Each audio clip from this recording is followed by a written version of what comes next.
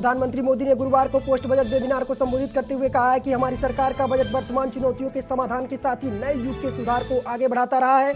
Post budget webinar कार्यक्रम आज से शुरू हुआ है, जो 11 मार्च तक चलेगा।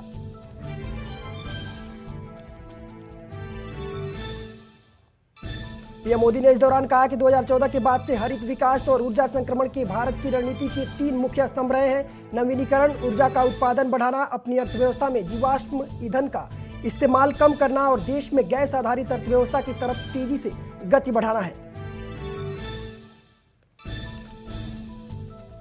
प्रधानमंत्री मोदी ने कहा कि इस साल के बजट में भी इंडस्ट्री के लिए ग्रीन क्रेडिट है, तो किसानों के लिए पीएम प्रमाण योजना भी है। ग्रीन ग्रोथ को लेकर के इस साल के बजट में जो प्रावधान किए गए हैं वो एक तरह से हमारी भावी पीढ़ी के उज्जवल भविष्य का शिलान्यास है।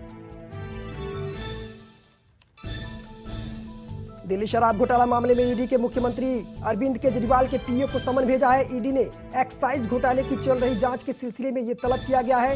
इससे पहले सीबीआई ने डिप्टी सीएम मनीष सिसोदिया को भी तलब किया था। कांग्रेस के वरिष्ठ नेता पवन खेड़ा को इंडिगो फ्लाइट से आज नीचे उतार दिया गया। पवन खेड़ा पर एक एफआईआर दर्ज है, इसलिए उन्हें चढ़ने नहीं दिया गया। वहीं अब विमानन कंपनी के इस फैसले का कांग्रेस नेता विरोध कर रहे हैं। तमिलनाडु की राजनीति में एआईएमडीएमके पार्टी पर वर्चस्व की जंग सुप्रीम कोर्ट तक ने ब्रेक लगा दी है। मद्रास हाईकोर्ट ने एडप्पादी के पलानीस्वामी को एआईएमडीएमके पार्टी के एकल नेता के रूप में बहाल किया गया था।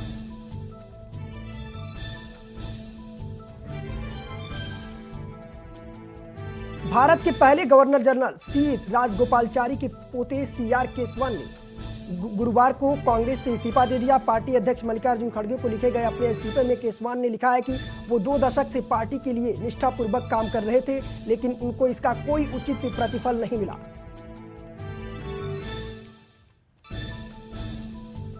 राजस्थान के 2 मुस्लिम युवकों को हरियाणा में जिंदा जलाने के मामले में मुख्यमंत्री अशोक गहलोत ने कहा है कि मैं चाहता हूं कि मुलजिम पकड़े जाने चाहिए, ये मार्मिक घटना है। वहीं सीएम गहलोत ने कहा है कि बजरंग दल और विश्व हिंदू परिषद के नाम से काम करने वाले ये लफंडर टाइप के लोग हैं। दिल्ली नगर निगम के सदन में बुधवार देर रात जबरदस्त हंगामा हुआ। मेयर चुनाव के बाद स्टैंडिंग कमेटी के चुनाव को लेकर के बीजेपी और आप पार्षदों के बीच हाथापाई हुई। दोनों पक्षों के पार्षद एक दूसरे के साथ धक्का मुक्की और हाथापाई करते नजर आए। हंगामे के कारण सदन की कार्यवाही 4 बार स्थगित करनी पड़ी। मनी लॉन्ड्रिंग मामले में दिल्ली की मंडोली जेल में बंद महाठग सुकेश चंद्रशेखर की सेल में छापेमारी की गई है। इस दौरान अधिकारियों को उसकी सेल में लग्जरी आइटम मिले हैं। छापे के दौरान सुकेश की सेल में 1.5 लाख रुपए की ब्रांडेड चप्पल मिली है। इसके अलावा 80,000 रुपए की 2 जींस भी मिली है।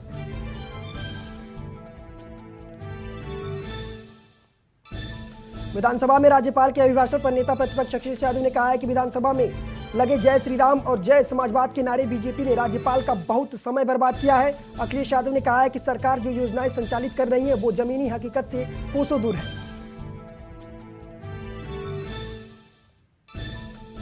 यूपी के भदोही जिले में विजय मिश्रा और उनके कारोबारियों पर प्रशासन का शिकंजा लगातार जारी है। ज्ञानपुर विधानसभा से 4 बार विधायक रह चुके विजय मिश्रा के प्रयागराज शहर के झलवा इलाके में मयूर विहार में बने आलीशान मकान को प्रशासन ने कुर्क कर लिया है।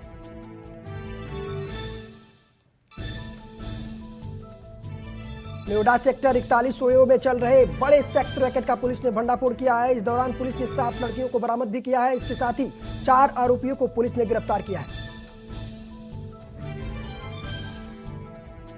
पीलीभीत में बीजेपी विधायक विवेक वर्मा ने प्रोटोकॉल का पालन न करने और अन्य मामलों को लेकर के पीलीभीत डीएम पर गंभीर आरोप लगाए हैं। इस संबंध में विशेष सचिव ने पीलीभीत के डीएम को पत्र भेजकर जवाब तलब किया है। जालौर में तेज रफ्तार कार ने बाइक को टक्कर मार दी। हादसे में एक युवक की मौत हो गई और 2 लोग गंभीर रूप से घायल हैं, जिन्हें पुलिस ने अस्पताल में भर्ती कराया है।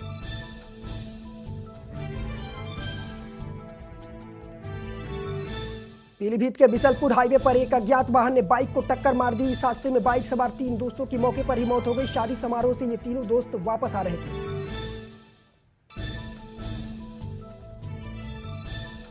हमीरपुर में अज्ञात कारणों की वजह से युवक ने पेड़ पर फांसी लगा के आत्महत्या कर ली। अचानक घटी घटना से परिजनों में कोहराम मचा हुआ है। सूचना पर पहुंची पुलिस ने घटना की जांच कर रही है।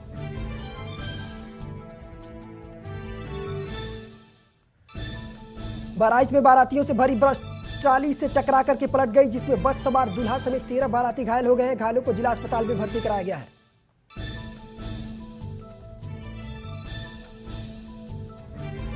सिद्धार्थनगर में विद्युत विभाग के कामों पर प्राइवेट केबल, वाईफाई और उनकी मशीनें अभी भी लगी हुई हैं और ये केबल मशीनें हादसों को दावत दे रही हैं, लेकिन बिजली विभाग इस पर सतर्क नहीं हो रहा है।